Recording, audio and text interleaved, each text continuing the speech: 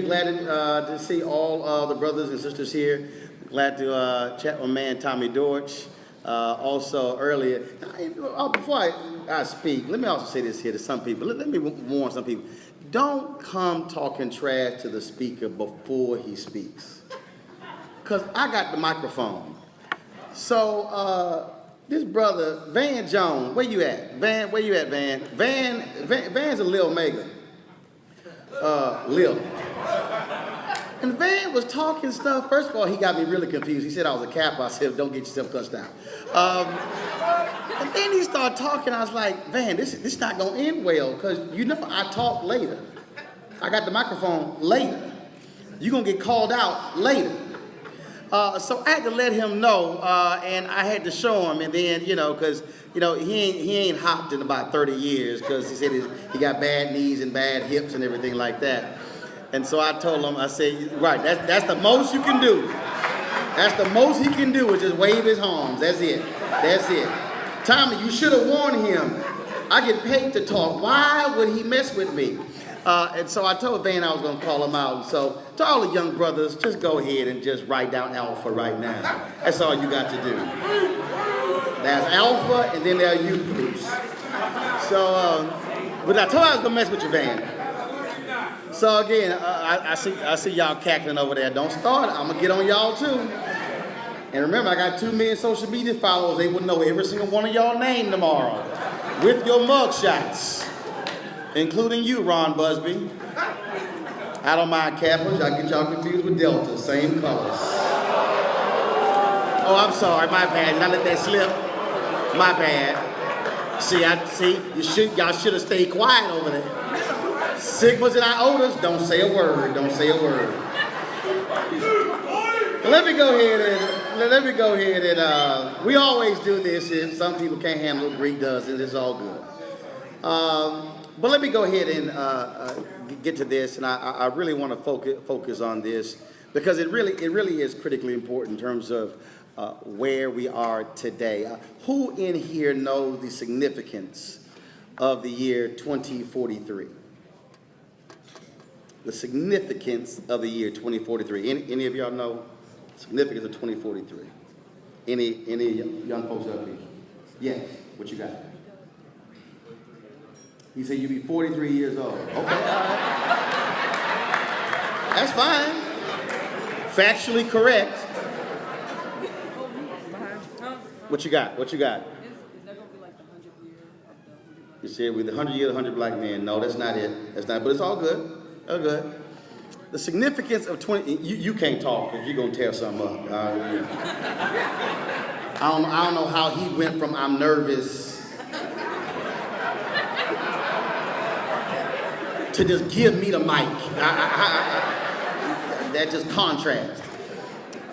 2043 is significant because in the year 2043, it will be the year when America is a majority people of color country. That's 25 years.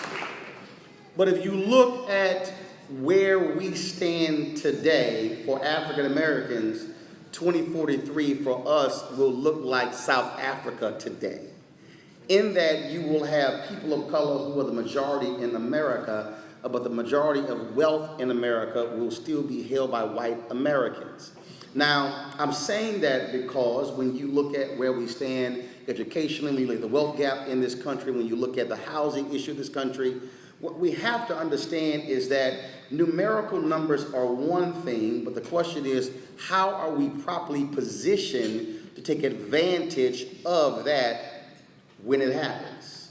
Which means that in the next 4 to 5 years, those who will be graduating from college in 2043 will be born in the next 3 to 4 years. And I'm putting this in this context because I need folks to understand that all of the decisions that we make today are going to have a direct impact on what our community will look like in 2043.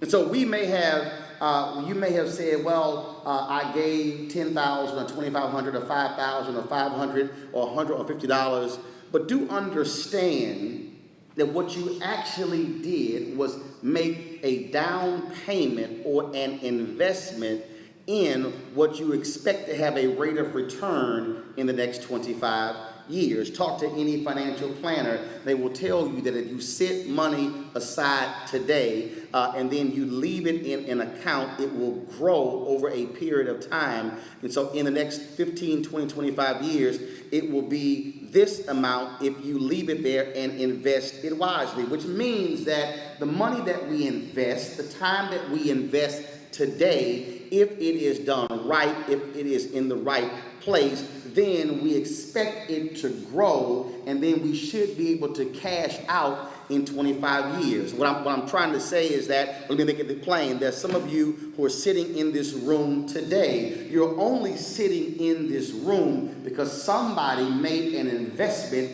in your future 20, 25, 30, 35 years ago. They may no longer still be on this earth, but they said, I need to make sure you are going to have a life, the kind of life that you want later on. Now maybe some of y'all still are a bit confused. Think about what your mama and your daddy was doing, or your grandmother and your grandfather were doing some 20, 30, 40, and 50 years ago. You could not be sitting even in this hotel had some folk not did some stuff. See, don't forget, Thurgood Marshall could not even go to the law school at this university, yet here we stand in 2018 sitting in the very hotel ballroom of a university that denied the great Thurgood Marshall an opportunity for him to even go to law school. We are here because there are some folks who made an investment.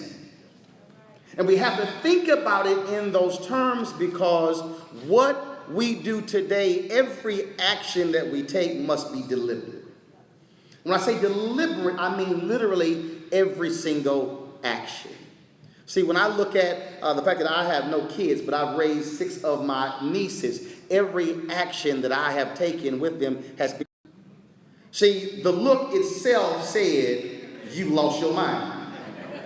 But she understood that because she saw me reading, then she said, I might want to think of something different. And so every action I took was deliberate. The same thing happens. How many brothers in here, and either you still go to the barbershop, but you might go not as frequently as you used to go, and some folk don't go at all based upon what I'm seeing out in the room. It's all good. It happens.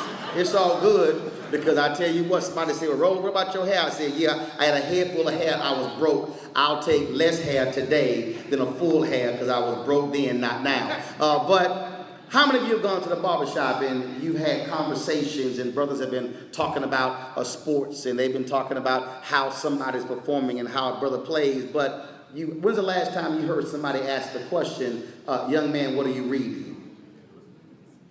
See, just think about that very question. Think about how many of you go to church every single Sunday. You go to Bible study and you pass young folks all the time. How often have you asked them the question, what are you reading? And not just what are you reading in the classroom, what are you reading outside of the classroom? See, I'm saying this because I want all of us to understand that our future as a people will be determined by what we do today. Not by what we do as individuals, but by what we do as a collective. Do me a favor, in the back of that backpack, grab Dr. King's book, Where Do We Go From Here, Chaos or Community. And the reason I'm going to read something for you, because it was 51 years ago, when Dr. King actually, the other book, that's Gerald Horne's book on the Negro Associated Press. As you see, I always have books with me. That's it right there. It's very simple, folks. Dr. King wrote a book 51 years ago, which was actually his worst-selling book. The last year of his life was a tumultuous one when he began to oppose the Vietnam War. So he wrote the book, Where Do We Go From Here, Chaos or Community, where he literally laid out the blueprint in terms of what we could expect in the future as a race. In this book, he said it didn't cost America much to allow us to be able to come into hotels, to swim in swimming pools, to go in the parks. He said, but the real question is, will America write that large check to right its previous wrongs? See, we are 1 year away from commemorating the 400th anniversary of the 20-odd Africans arriving in Virginia in 1619. we'll be focusing on that next year. When you think about 243 years of slavery, 12 years of Reconstruction, 92 years of Jim Crow, which was slavery without shackles. Let me put this in perspective. African Americans have really only been technically fully free Americans for 48 years. Because prior to 1970, we literally locked out America, frozen out of everything, and we've only been able to be able to do what we've done for the last 48 years. And so where do we go from here? The King says clearly what has to happen. Earlier you heard Tommy mention fraternities and sororities. He mentioned the importance of 100 black men. But let me read for you what Dr. King said, which really, I think, jumps out. He said, quote, "There are already structured forces in the Negro community that can serve as the basis for building a powerful united front. First, he says, the Negro church. Then he says, the Negro press. Then he says, the Negro fraternities and sororities and Negro professional associations." But then, this is the King that you don't quite hear about, because Dr. King has been turned into America's civil rights mascot as some little bobblehead figure we put on the shelf every single year and say, oh my God, he was just so nice and so wonderful, and he just loved everybody as if he was not a militant revolutionary. He said this: "We must admit that these forces have never given their full resources to the cause of Negro liberation. There are still too many Negro church leaders that are so absorbed in a future good over yonder that they condition their members to adjust to the present evils over here. Too many Negro newspapers have veered away from their traditional role as protest organs agitating for social change and have turned to the sensational and the conservative in place of the substantive and the militant." If I brought that present day, what he was saying is we have too many black media websites focused on gossip and entertainment and not news and information. He then says too many Negro social and professional groups have degenerated into snobbishness and a preoccupation with frivolities and trivial activity. He was calling out our associations. And when we look at where we stand, when you look at fraternities and sororities numbering more than 2 million, when you look at the Boule, when you look at 100 Black Men, when you look at Ladies of Distinction, when you look at the Links, we have these massive organizations where we gather, where we meet, where we wear colors, where we buy artifacts, where we gather, where we take pictures. But the question is, how have we truly changed our community and prepared it for the future? So the real challenge for us leaving here is not to say, hey, we had a great program, we gave some great awards, those young men did a great job. No, the challenge for us should be, when we come back next year, what will we say that we accomplished in the previous 364 days?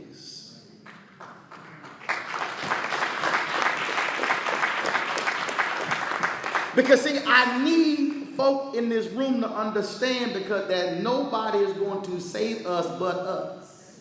There is no Calvary that is on its way across the ocean or across the skies or the land or whatever. Ain't nobody coming to save us. We're living in an America where you can be black and not even sit and wait on a cup of coffee at a Starbucks. We're living in an America where you can be a brother dressed to go to the prom and you will be attacked at a Waffle House. We're living in an America where you can't even barbecue at a public park without somebody calling the cops on you. And so knowing full well what is happening across this country, that means that our collective organizations are going to have to do more. That means that if we've been unwilling to welcome in a new generation of leaders, some folk need to move aside and allow them to come in, because you can't keep running stuff if you don't have any breath to run. At some point, whether we're talking about politics or business or economics or academia, we're going to have to make some substantive critical changes to change what is happening in our community. We're going to actually have to take the time to actually build up and invest in somebody else. And when we talk about mentoring, see, I believe in the Elijah model. And that is that I'm going to sit here and see something in somebody. I'm going to say, look, if you want to keep up with me, you can get a double portion of my anointing, but you better be there when I go up to heaven, which means that you got to do some stuff if you're the mentee. See, what has happened is too many of us, frankly, have been dancing around this thing, and we have been focused on just ourselves without realizing that our impact can be far greater than it is right now. Had somebody come to me and they said, brother, don't you, actually this happened several times. In fact, it was years ago when I was on Monique's show, it was on BET. She said, you say stuff on TV and I'm afraid you're going to get fired. I said, well, first of all, Monique, I start every job with the premise I'm going to get fired anyway.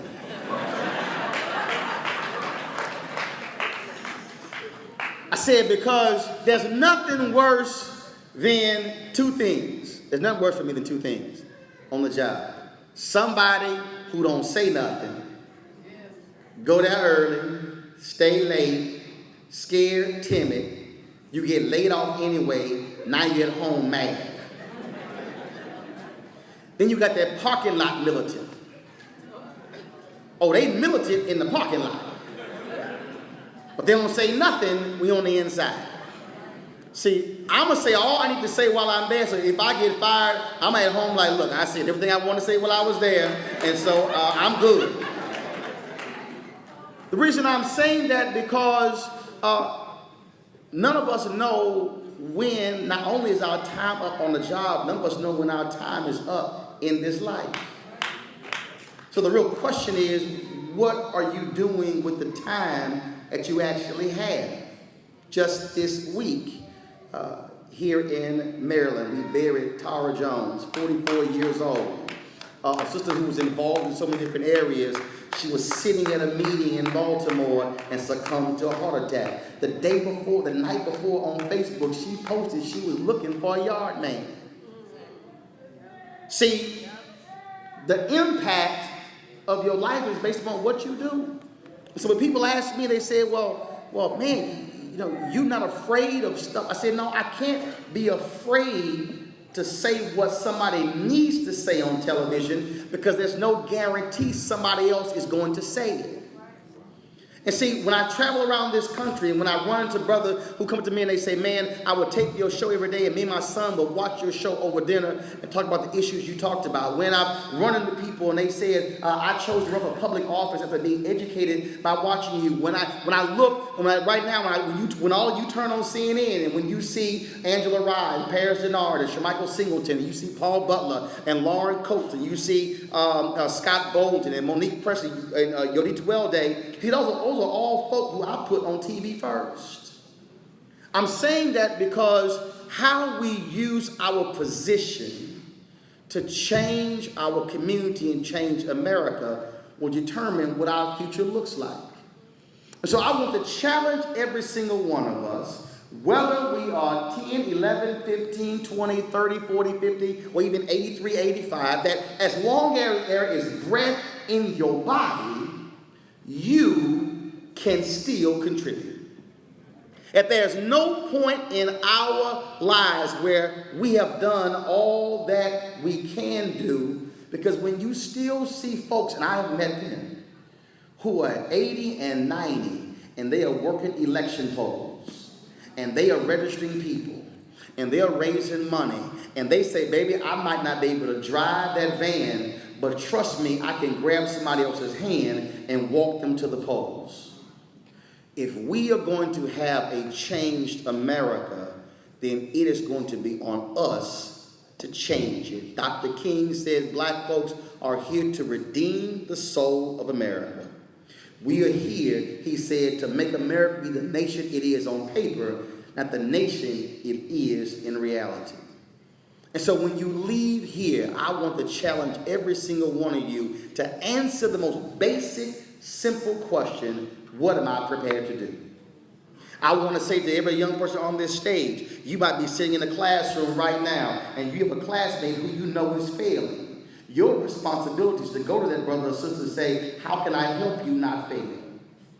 Because see, you don't know who you might be saving in your classroom. You might be saving a future inventor, a future venture capitalist, a future CEO. You might be saving a future member of the 100 Black Men. And you cannot run around saying, I am my brother's keeper, if you don't keep your brother. The same thing goes for sisters. We are in this by ourselves. We are fighting forces who are scared to death that America is becoming a nation of black and brown.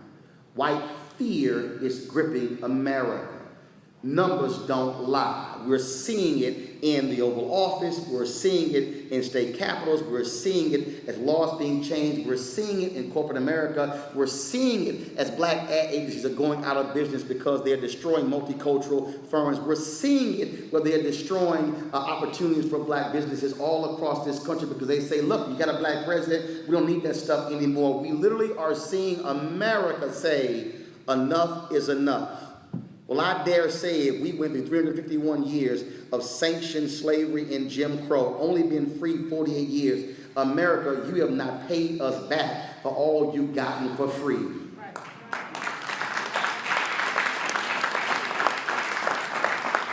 Leaving this event should cause every single one of us to redouble our efforts to say, whether it's the 100 Black Men, whether it's fraternities or sororities or men's groups at churches, whether it's a women's group, does not matter what it is, we have a responsibility to be the savior of our people. Dr. King said, where do we go from here? Chaos or community? Only you can determine what that answer will be. Will it be chaos or will it be community?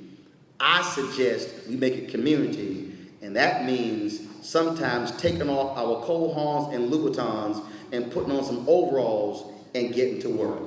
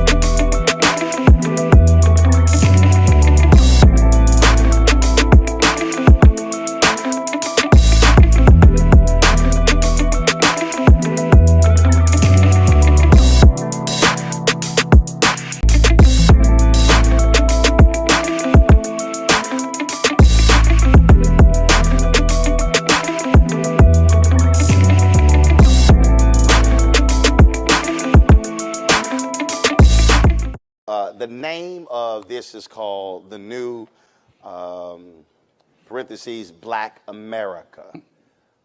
What the hell is new? Everything old is new. And so when you hear that, should we be saying, as opposed to trying to create something new, trying to come up with this sort of new paradigm, Is it a question of saying, no, do what we used to do moving forward? Yeah, I don't, I don't think the focus should be on, quote, creating a new Black America. We have to look inward at ourselves and decide what are we prepared to focus on that we can fix amongst ourselves, as opposed to looking for someone else to try to fix the problems for us. And the reality is that we have become dependent upon looking for the government to solve challenges. This is really not complicated, folks. We have the wealth within our own community if we would simply start to invest in our own businesses and do business with ourselves. We focus on at Black Enterprise, our mantra is wealth for life. The biggest gaps we have in this country is not the education divide, it's not the digital divide, it's not the, the insurance divide, what have you, it's the wealth divide. If you in fact have wealth, all of those other things you have. And we have that wealth within our own community if we're prepared to invest back in our own businesses. But as I speak to groups all across the country all the time, I say to them, let's look at other communities. In the Jewish community, the dollar turns over 6 times before it ever leaves. In the African American community, it doesn't turn over even half, meaning by the time it lands, we're spending it somewhere else.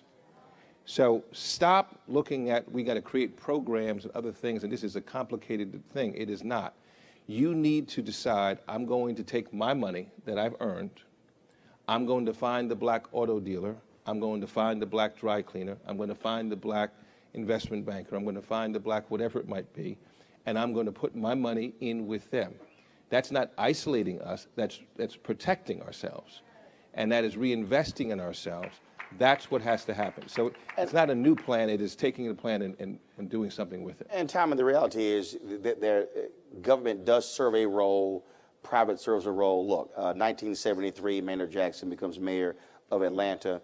At that time, African Americans were receiving 0.0012% of all city contracts. Maynard Jackson comes into Atlanta, Coleman Young in Detroit, Marion Barry comes in D.C. You have this group of Black mayors who made it clear that they were going to open up those doors of opportunity for Black businesses. And that's how, when you look at the skyline of this city, Russell Construction, huge part of that. And so, but that's maximizing politics, but you still have to also deal with Black-owned businesses also being able to get capacity. Right. First of all, you got to understand that civic engagement is important, because we could not have gotten a Maynard Jackson, a Coleman Young, and those in office if our community didn't turn out. Sadly, we only had 23% of the eligible voters in this city to turn out in the last mayor's election. But the important thing about their leadership, Maynard Jackson said to us, it doesn't matter whether your name is first, second, or third on the sign outside the door. It's a joint venture. Work together. So you got Black people to understand, bringing your resources together, you can get a bigger piece of the pie. The other thing was he took on the corporate community here and said to them, we won't build a new airport until you commit to following my suggestion and lead of 25% of the procurement. At the time, we're over 70% of the city's population. It's amazing that today we still have the program started under late Maynard Jackson here. We're doing 37% mandated requirement in this city. No other city in this country does that. When we expanded the airport with the last $5.3 billion expansion, $1.6 billion of that went to mostly Black-owned businesses in this city. And so we've had that kind of leadership. But back to what Butch was saying, it's still important for us in our community to understand that nobody's going to give us anything, that we earned it. The government takes taxes from it. It's our money. We should not be begging for that money. But the other important part is nobody should expect that they're going to get a free meal. You got to be good at what you do. You got to be best. But we have to work together. I've been in business 24 years. My biggest challenges have come from Black elected officials and Black folks who, as I say always, Black people, understand there are those of our color who are not of our kind. And there are those of our kind who are not of our color. but we have to still understand it's on us to do our job. Butch, we've seen about a $700,000 addition of black-owned businesses in the past 5 years or so. We went from 1.9 million to 2.6 million, but when there were 1.9 million, 1.8 million only had one employee. Of the 2.6 million, 2.5 million only had one employee.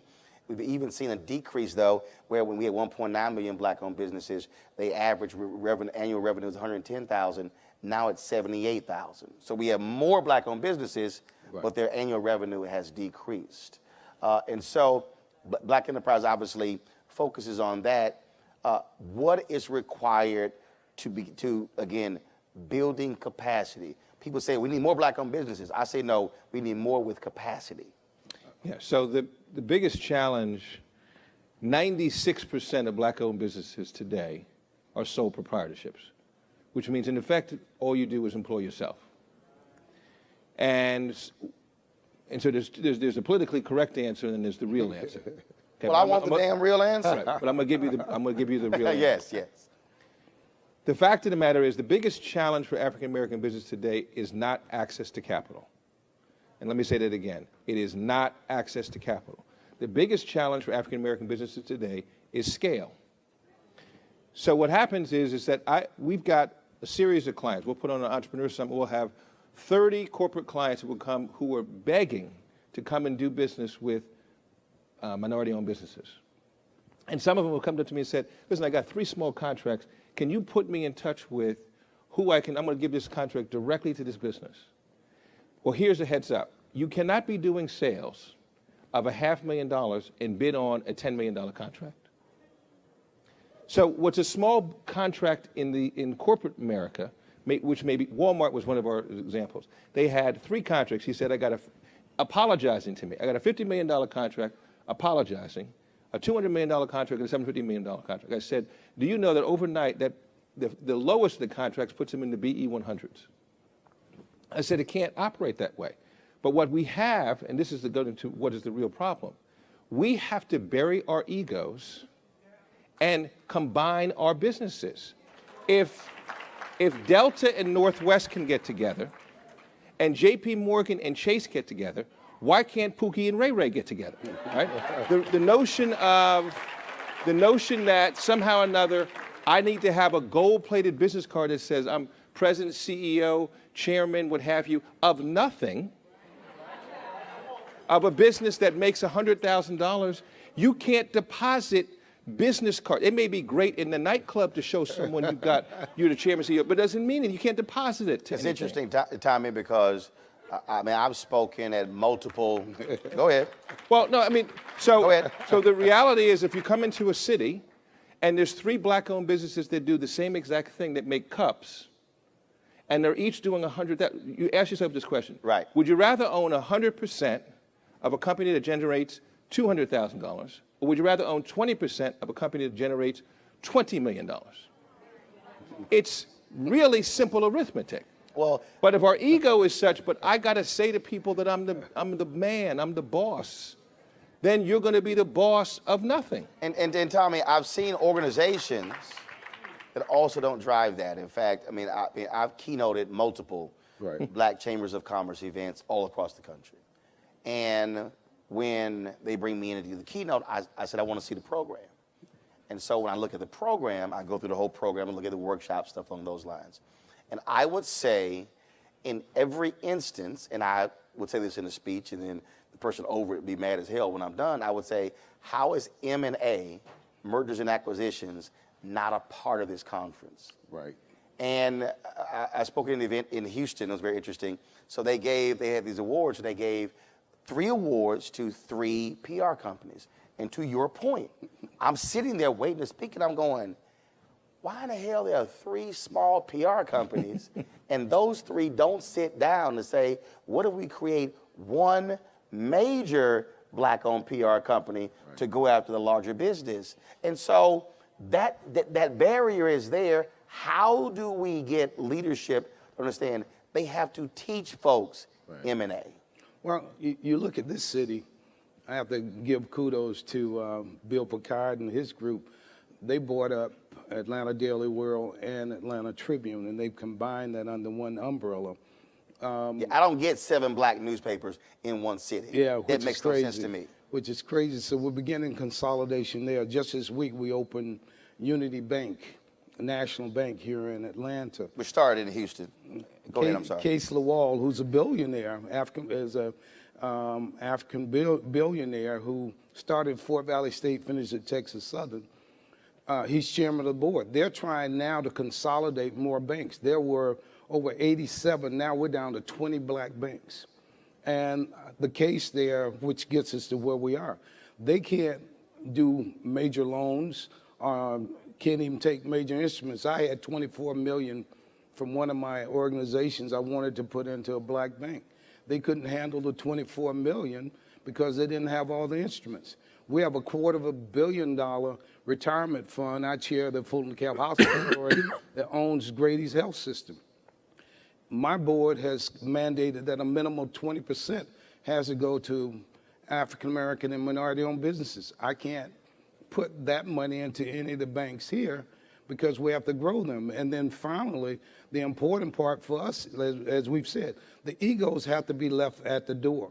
And we have to work hand in hand with the 100 black men of America. What we've done is we have a mandate to do business with our black community and entrepreneurs. Atlanta Business League did the 5% solution, but still at the end of the day, businesses are not giving us the opportunity, many of them, to be able to invest and use their services because they haven't grown to scale or capacity. That was one of the great things that the late Maynard Jackson did. When he brought businesses in, it worked. But unfortunately today everybody wants to compete as opposed to come together. We had Black Wall Street in Raleigh-Durham. We had Sweet Auburn here. We had Bill Street and others. And it worked because businesses work together. We don't need something new. That's something old that works today if we just employ it and begin to use it together. You talked about 20 black-owned banks, and one of the things that I always study, as a person who's in media, I like to be able to connect historical realities in terms of what's happening, if we're talking about politics or anything else. Right. And what we're facing 25 years away from 2043, when we become a majority-minority country, is that the 3 pillars in the black community are literally crumbling. For one, you mentioned black banks, so your financial institutions. You look at what's happening with HBCUs, which, Tommy, you know very well. But then the third one, Butch, is black media. And so when you talk about black newspapers, magazines, look, I had the only daily television show on a black network, which was canceled, and last day was December 21st. And so now, where do we get our information from on a daily basis? And so if you have your 3 pillars, finance, education, and media, that's facing a difficult situation, what is your fear as we go towards 2043 when we'll have numbers but not necessarily have power and influence? Well, and we may have numbers, but let's not get away from the fact we're trying to address the issue of over-incarceration of black males right now. And so people are strategically preparing to make sure we don't have the power come later, and we're giving them the power to make those decisions.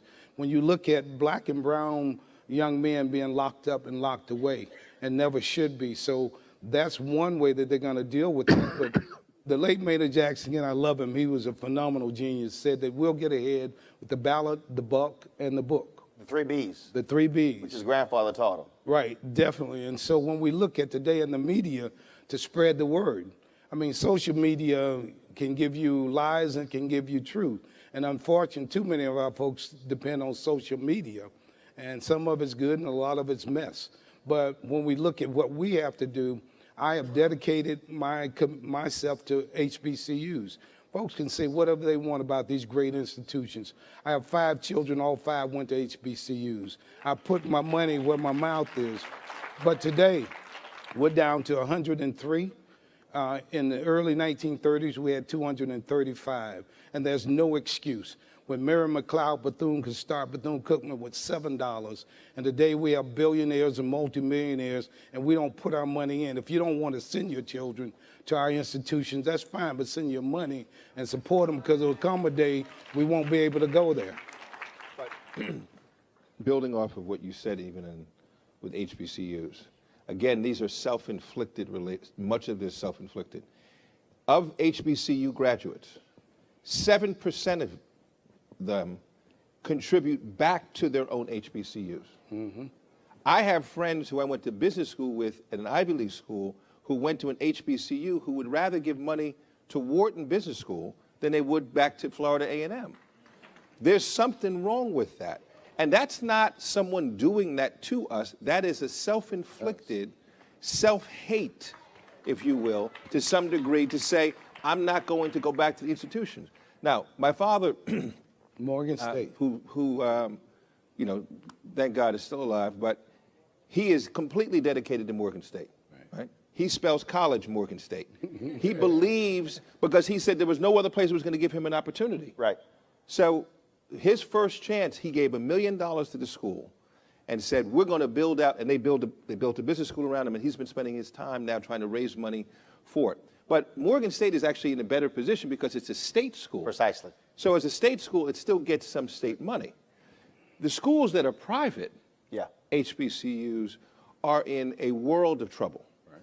And then we do an entire HBCU summit, and we do a thing on Tech Connect. Many of them in 2018 do not have a curriculum that deals with technology as we speak.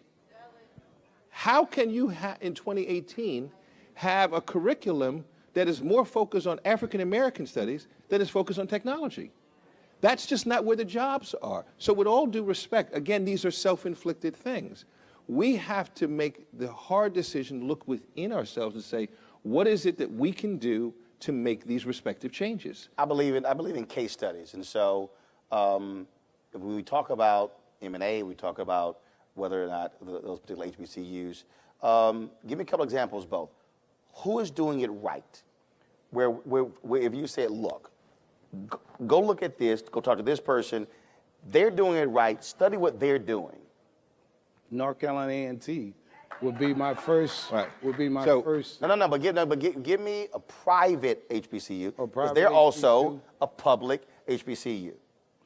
Well, So give me HBCU or business, somebody you know who's doing it right, who you can say, go study that, replicate that. I think from a business perspective, I'll talk to the Go business ahead. thing perspective. Although I will give North Carolina A&T this. In our Tech Connect Summit, where we've had a hackathon where we bring in competition together, and last year we had 15 schools, this year we'll have 20. They've won each of the last 2 years. And they've won because they have an active program teaching these kids. And the reason I put together the Tech Connect Summit in the first place is because I had all these clients of mine in Silicon Valley saying, I'm searching, I can't seem to find any black people to hire. And I said, where are you looking? I said, if you're only looking at Cal, Berkeley, and Stanford, you're not going to find them. I said, if you're having difficulty finding, I'll tell you what I'm going to do. I'm going to bring them to you so you no longer have to look. So we brought the schools to Silicon Valley, which is where we have the event, and every one of those kids got job offers. In fact, the kids from North Carolina A&T, the one brother in particular got 12 different job offers from every possible company you could think of. So if I could give one piece of advice to you about your kids and your grandchildren, focus them on technology, digital and technology. That is an unlimited opportunity. And before you answer, Tommy, that doesn't mean they necessarily will be a scientist or be a coder, but it's, look, in the business that I'm in, we use technology. We literally are live streaming this event to multiple platforms at the exact same time, as opposed to saying, well, you know what, we're just going to record it and shoot it later. So even in media, if you don't understand technology, you'll be left behind. 80% of the jobs in technology are STEM. non-engineering related jobs. 80% of them. So stop the madness if I don't know coding that I can't. There's no company today that has not been impacted upon by technology. Right. None. Everyone has been disrupted by technology. The media business. Yes. Right?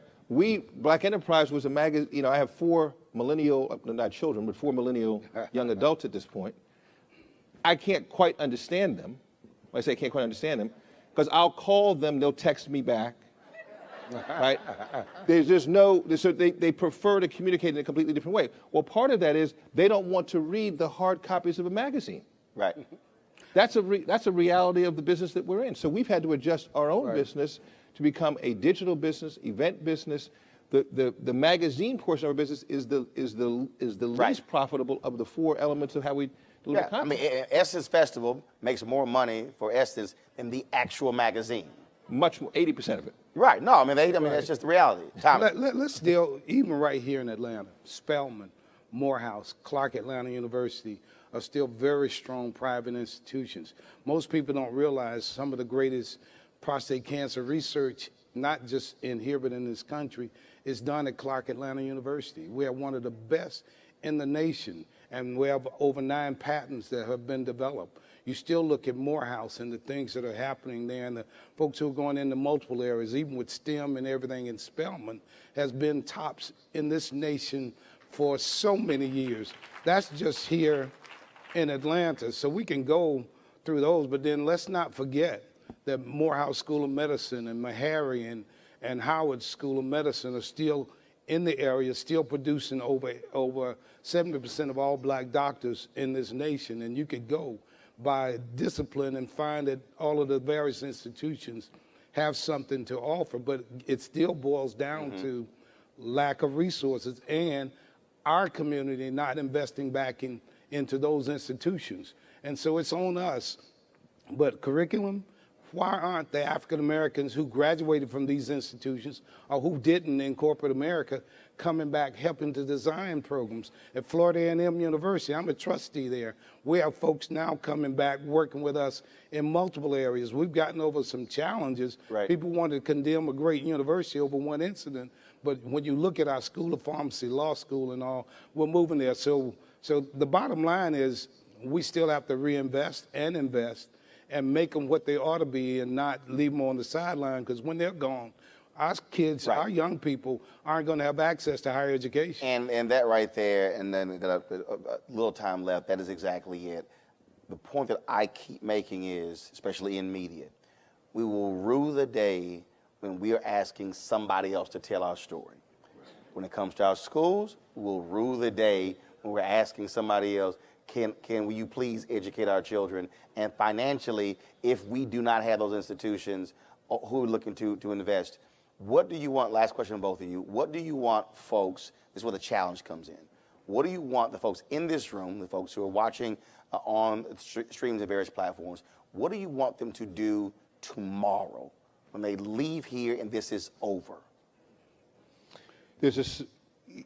I appreciate that question, and we need to stop focusing on what the problem is and the woe is we and what the solution is. So I would offer up 2 things. One is that we have to hold, and I know this is big for you, we have to hold people accountable. That's right. Okay? You have to hold people accountable. People and institutions. Right. And when I say hold people accountable, meaning this, if you're a senior executive in corporate America and all you're worried about is yourself and not those that are behind you that need the opportunity to be brought up, you are in fact a worse than having a racist sitting in that position. Because in many ways what you've done is you're blocking up and you're providing license to the people who are around you who may not look like you to say, well, if he's able to, or she is able to keep people back, I certainly have no reason not to. So hold those people accountable.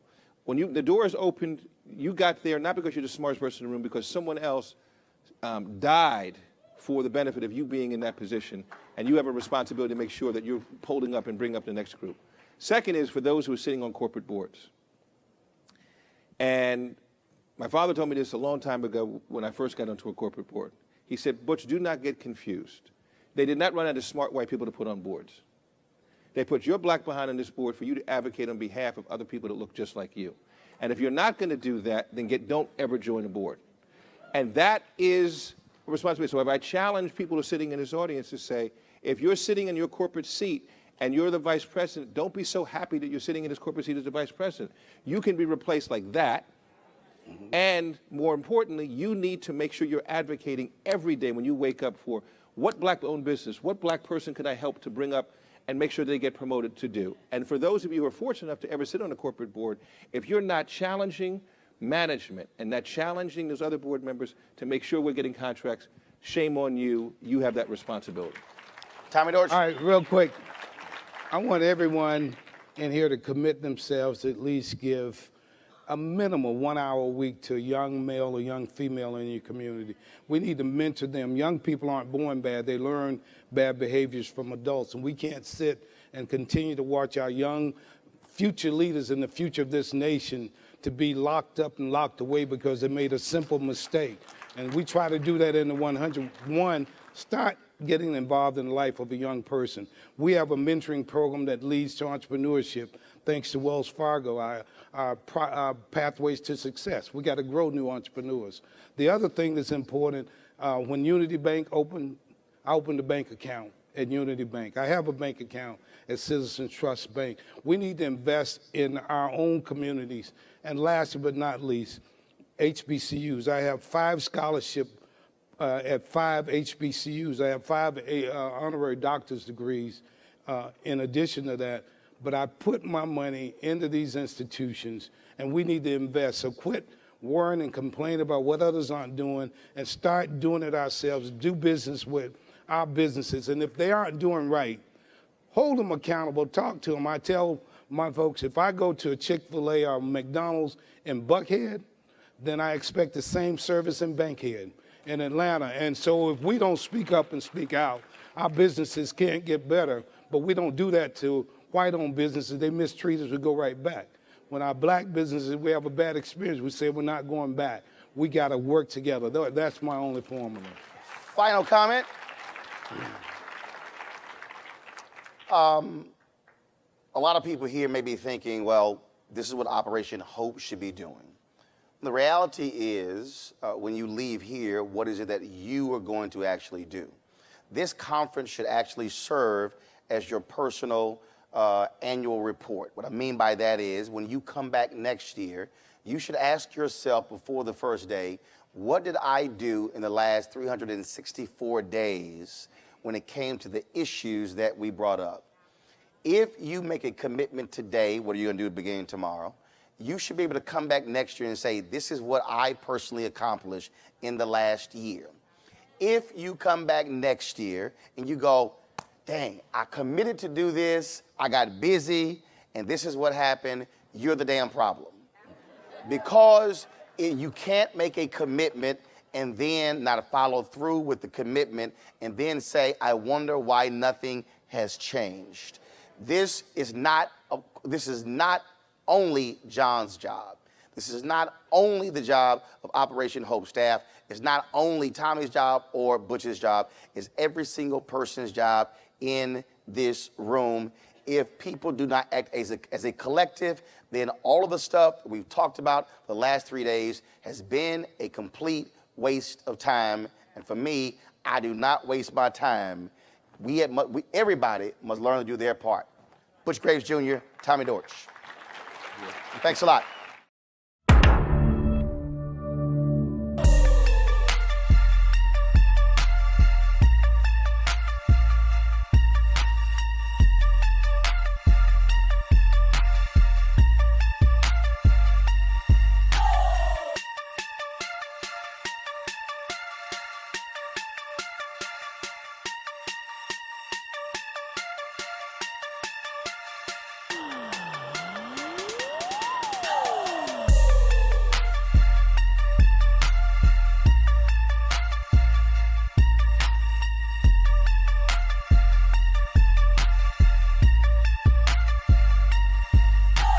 I just have 2 more words to say.